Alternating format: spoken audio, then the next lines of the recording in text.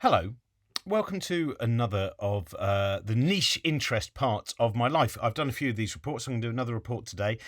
This is the report of what books have I been picking up while I've been away on the 100 Bookshop tour. So far, I think on the day that I'm recording this, I'm 54 or 55 shops in, and I actually have about 62 more to do. And of course, I end up in so many different towns and so many different places. And sometimes, unfortunately, I have 15 minutes extra spare on top of the browsing inside the lovely bookshops that I'm going to, where I find lots of interesting things. So here is my latest book report. This is in particular the southwest leg of the book tour, though it does also touch on a little bit of also the southeast as well, some coastal towns. So this is the pile of books, or some of the books. There we go.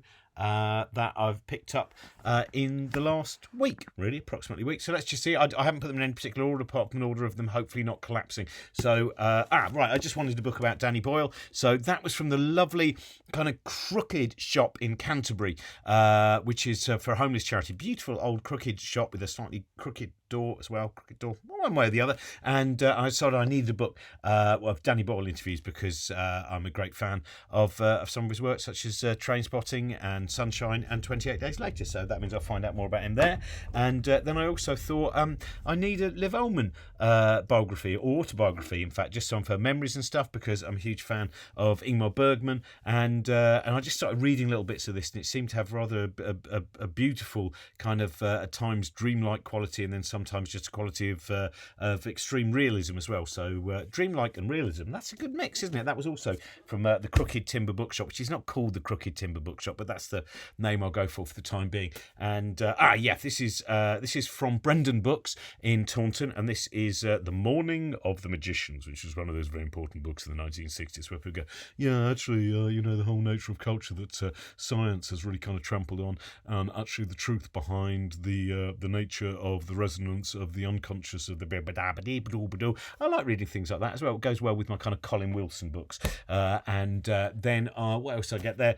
This was also from Brendan Books as well. Burn, witch, burn, witch, you must burn, witch. Which burn? Why aren't you burning? This is taking a lot longer than I imagined. I was hoping let's just give up. Let's give up on it, all right? And actually, anyone who's read my most recent book will know that certainly in the UK, as far as I know, there wasn't really much witch burning at all. It just works better in films, but actually it was more like to be hanging. Either way, it wasn't a good thing just because you wanted to find an excuse for the reason you had erectile dysfunction. I've got erectile dysfunction, and I think it's probably that. The woman over there has probably cursed me with her cats and everything. It's nothing to do with me. It's the spells.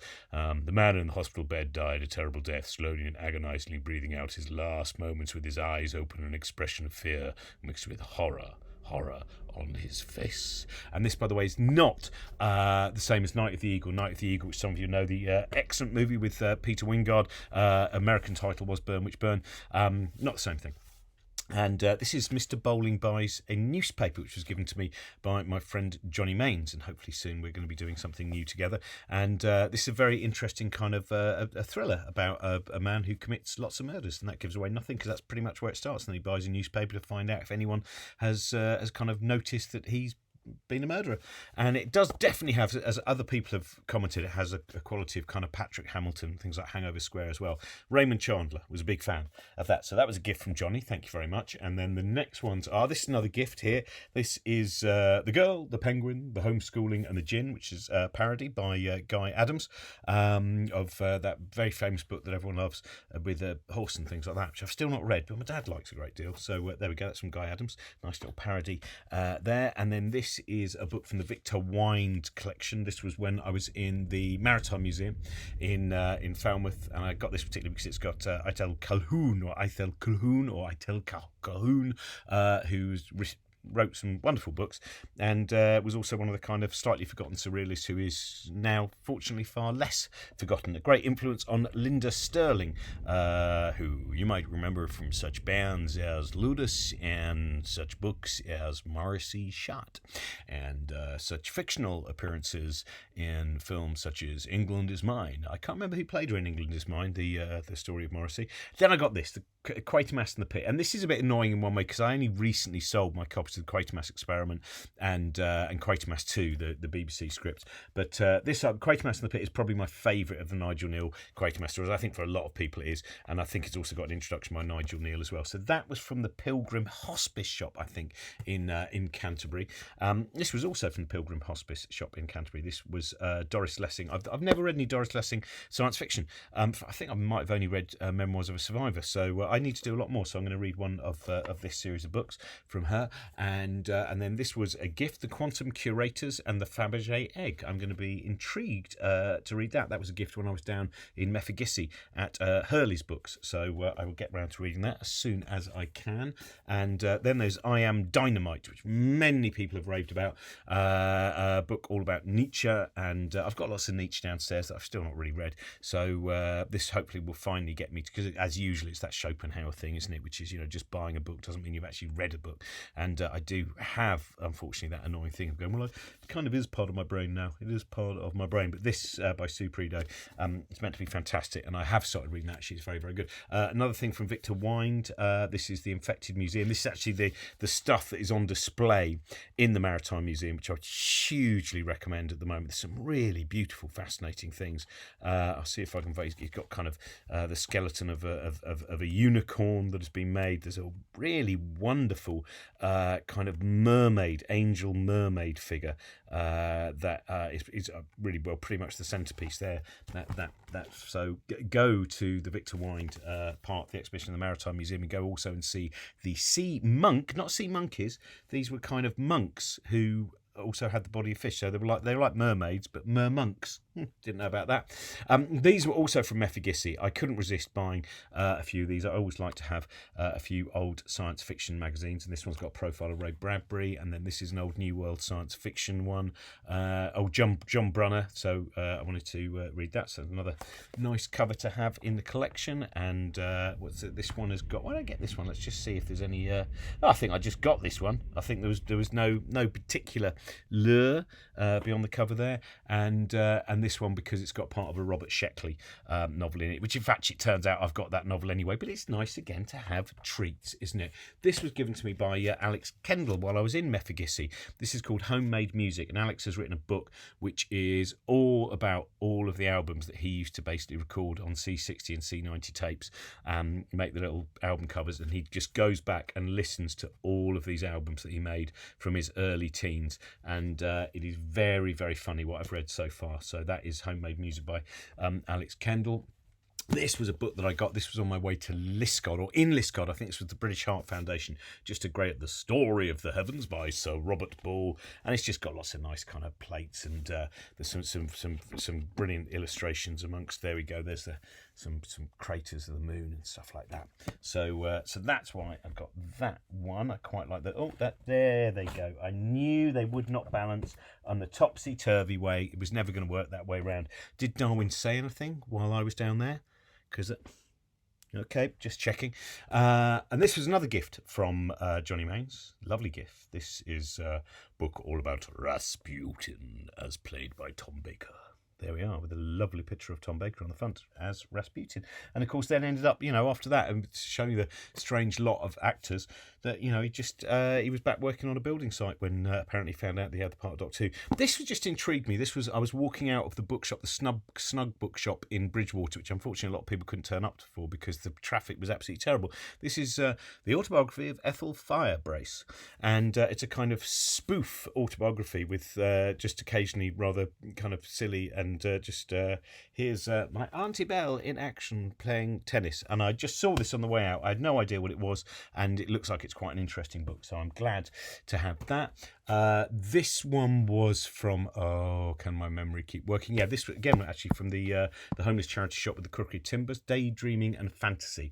As one of the books that I'm trying to work on at the moment is about the nature of reality, I thought daydreaming would be worthwhile. Not sure who the cover's by. Cover illustration from Bravo Monsieur by Durand by Jan Vos, or Jan Vos. So there we go. Might be one or the other. I'm not sure. Image and Insight. That was when I was walking through the streets of Taunton and popped into the Oxfam, one of those books about psychoanalysis and art. Ursula K. Le Guin, because you will need more Ursula K. Le Guin. That was from the lovely Beowulf books, which is in Falmouth. Then I got another Doris Lessing. That was actually from the Crooked Timbers one. I just thought this one's very, very short. That would be the perfect one for some of the train journeys that I've got coming up over the 100 Bookshop Tour. Then I thought that I did need a book of the films of Danny Dyer, because I don't have any books that cover the films of Danny Dyer. And I thought to kind of go with Liv Ullmann in her somewhere between this kind of dream state and the state of harsh reality, it would be quite fun, in the same way that when I read Roy Chubby Brown's autobiography, while I was also reading the biography of Anne Sexton, the poet, I quite like having those kind of weird juggling things. So I thought I would read Liv Ullmann, and then after I've read 20 pages of Liv Ullmann, I'll read 20 pages of the films of Danny Dyer. So that will be an education. The Zarkon Principle, from the kind of people who bought you Eric von Daniken's things, is someone else talking about UFOs over Stonehenge and stuff. That may well end up in the Blooming Buzzing Bookshop at some point. This was a gift from Johnny Mains as well. This is a fantastic collection of short stories, Famished by Anna Vaught. I hope that's the correct pronunciation. And then this was also from Johnny, and that is his cover illustration for this kind of fanzine, horror fanzine, Phantasmagoria. When I was with Matt Owen up in Manchester, in Chorlton, he found a wonderful book of vintage, I think, 1970s pictures of Manchester. So I've now picked up a wonderful book of vintage 1980s pictures of London there, with a very kind of, I don't know if you can see, Francis Bacon there, looking stern. And Francis Bacon, of course, there goes very well if you pop him as well with their Tom Baker, because they were drinking partners in Soho, and very often we go to places like the Colony Rooms or the French House, and if Tom Baker had just made a load of money on an advert voiceover, he just, come on, let's hammer the optics. So hammer the optics, and that's what they would do. This was a gift from someone when I was down in Penzance at the lovely Acorn. Sketches of English Life and Character with pictures by Stanhope A. Forbes, and that's a lovely little book, and I should probably give that to my dad, actually. And then Recollections of My Non-Existence by Rebecca Solnit. I always enjoy reading Rebecca Solnit, Hope in the Dark, and also, I can't remember the exact title, that Things Men Have Explained to Me, or whatever, that wonderful collection of essays. This I did buy definitely for my dad. This is Michael Wilding's autobiography, but basically I think actually from interviews with Pamela Wilcox, whose dad, Herbert Wilcox, was one of the people who made Michael Wilding very, very famous. Interesting stories in there, perfect for people who like talking pictures and stuff like that. Michael Wilding was a great heartthrob and a huge success, but he also had epilepsy, and that hampered his career a great deal, and was probably the cause of his death as well. So, and then finally, a gift, Dave McKean. The brilliant artist Dave McKean. I'm sure you know his work, whether he's been working up some of his wonderful work with Neil Gaiman, the stuff that he's done with Richard Dawkins, the stuff he's done himself, like Cages and things like that. And this is his new work, Raptor. So there we go. Now all I need to do is find out the secret of stretching time in such a way that I can read all those books before I start finding new books. So that is my book report from the southwest and southeast leg of the 100 Bookshop Tour. And then in the next couple of weeks, I'm going up to the northeast of England. I'll be going up to Edinburgh and Linlithgow, and I'm going to the Hay Winter Festival, and I'm going to Shrewsbury Festival and Saltburn Bookshop and Hull and Hungerford. Have a lovely time reading and looking at books. They are things that are kind and generous and filled with sometimes magic and sometimes reality.